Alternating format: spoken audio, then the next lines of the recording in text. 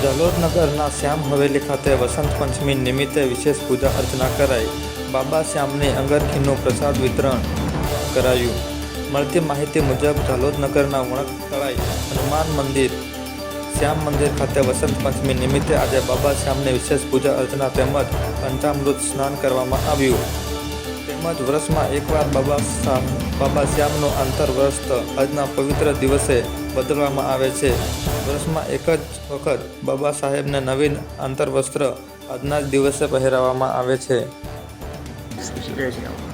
બાબાના અંગરખી પીતાંબરી બી કહેવાય છે ને, અને આ વર્ષમાં વસંત પંચમીના દિવસે જ બદલવામાં આવે છે.